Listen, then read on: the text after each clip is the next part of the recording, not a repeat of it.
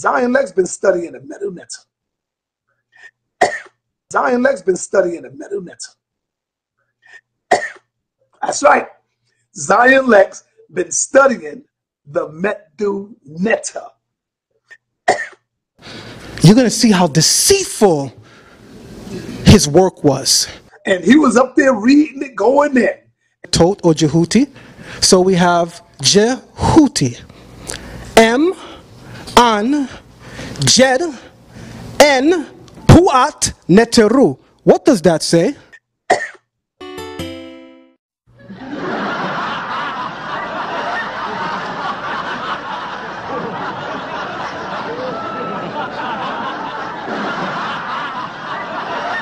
And he was up there reading it, going in.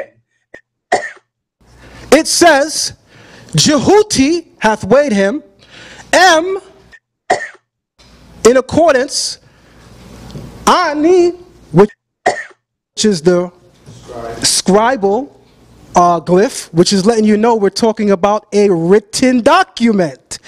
Djehuti hath weighed him. You're going to see how deceitful his work was. According to the written document, spoken, Jed, spoken, and of Puat Neteru, the company of the gods. Come on, son, now you crazy.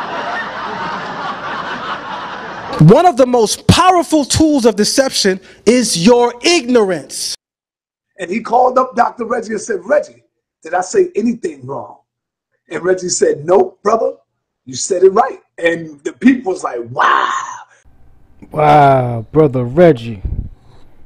I beg to differ, my brother. So let's get into it. Let's break it down, all the errors that the brother Zion Lexx made. But first of all, I want to give the brother props for even attempting to learn the language of the Remetch. Yo, you deserve kudos for that. But we're going to see how meticulous, you know, your favorite word, we're going to see how meticulous you really were in breaking down these glyphs. So without further ado, it's your brother Djehuti Ma'at. Let's get into it, shall we? However, before we start, I'm going to suggest that anybody wanting to learn the language, take the brother Wujawu's class as you see on the screen, the beginner classes. It's an interactive study, so it comes with a textbook and an online class, which is very needed for those who want to be proficient in reading the glyphs. Now let's go. Tot or Djehuti. So we have Djehuti. M. Now off rip, brother, this is your first mistake that I've noticed in your reproduction of the Papyrus of Ani, plate 4. You have put the glyph, which is a platform and represents the phonetics Ma'a, or the logogram Ma'akaru, which is true of voice. You used the wrong glyph, my brother. The glyph for M will be the half blunt, as you can see on your screen. Let me zoom in so you can really see it. So this is your first rookie mistake, and which makes me question if you can even read the Medew Netcher, because while you were preparing for this debate, how could you miss this? How can a brother who claims to be so meticulous miss this right here? So that's right, the Seshu Mani Medew Netcher group, we putting all of y'all on notice. You know, be careful about what you say about the glyphs in the Medew Netcher, because we might be watching. So be on your P's and Q's, and we need y'all to really be meticulous.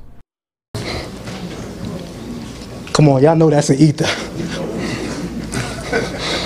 Djehuti.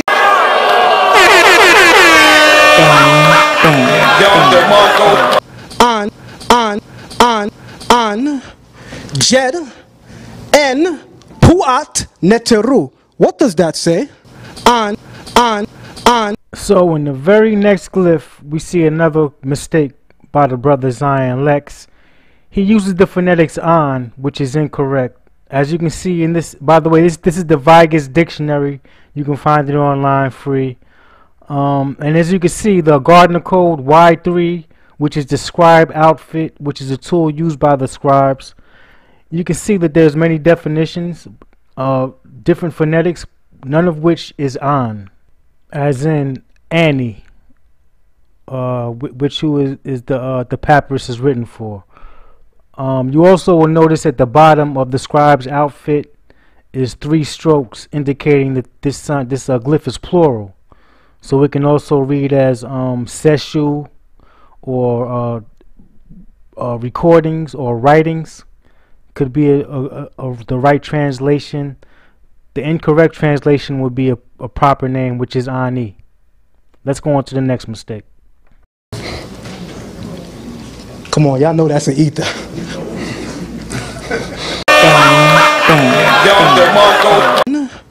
Jed en puat neteru. What does that say? Puat neteru. What does that say? Puat neteru.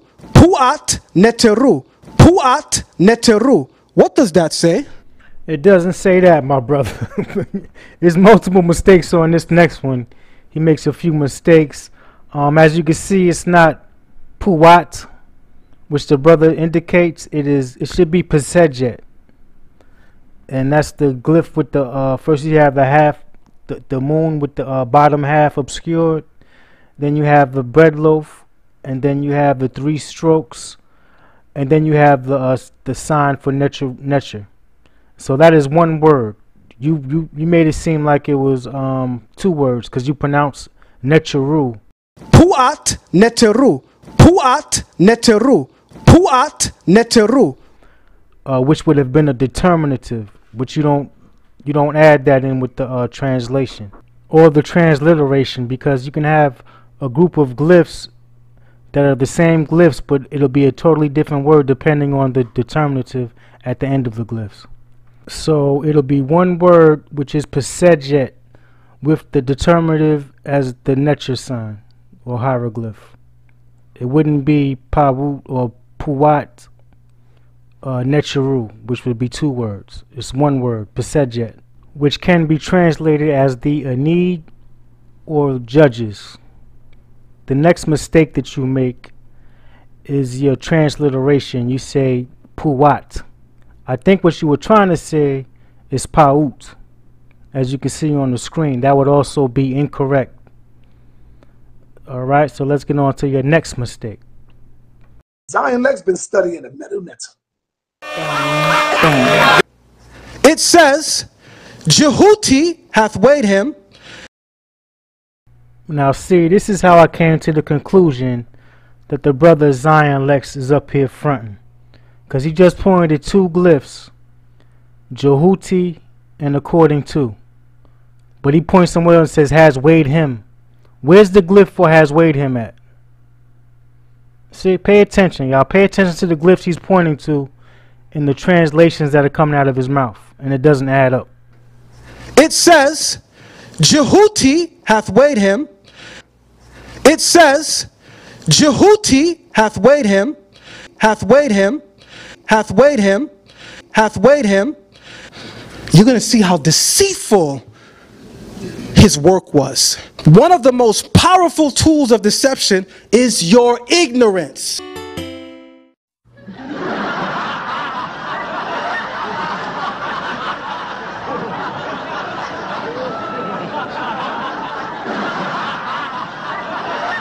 M, in accordance, Ani, which is the scribal glyph, which is letting you know we're talking about a written document. Djehuti hath weighed him according to the written document. Now I hope my people are catching this, man. I can't make it no easier for y'all to see that it's obvious the brother got the transliteration wrong, but the translation right. Now how do you get the transliteration wrong, but get the translation right?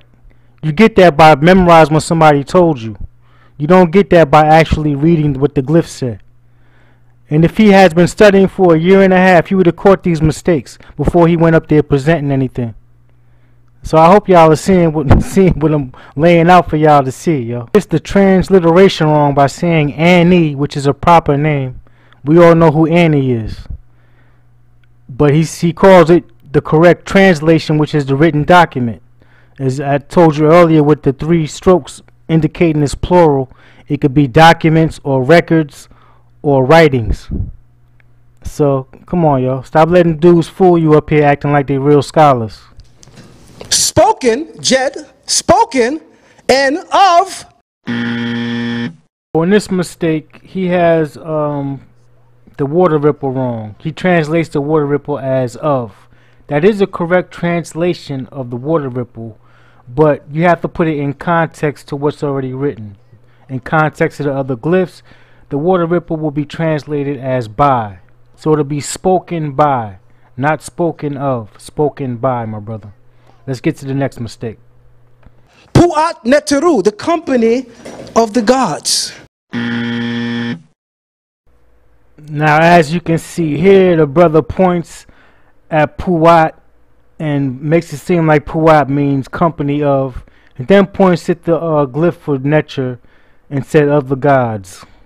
As you see, the 3 strokes behind the Netcher symbol will indicate that it's plural, but what the brother is missing is that's 1 word. That's not 2 words.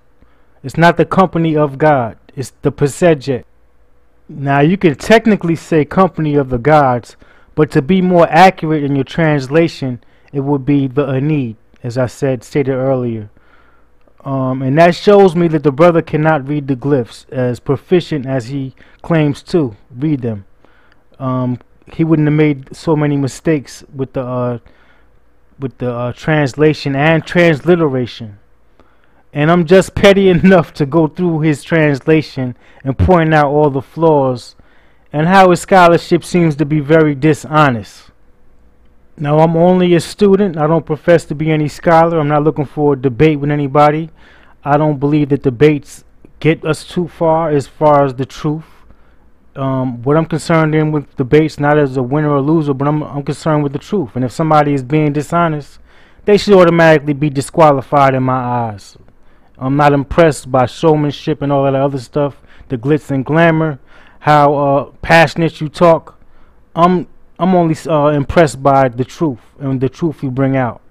And my whole reason for doing this video is to stick to the facts, is to fact check and show y'all how to fact check. And although brothers might sound good, the information is very flawed.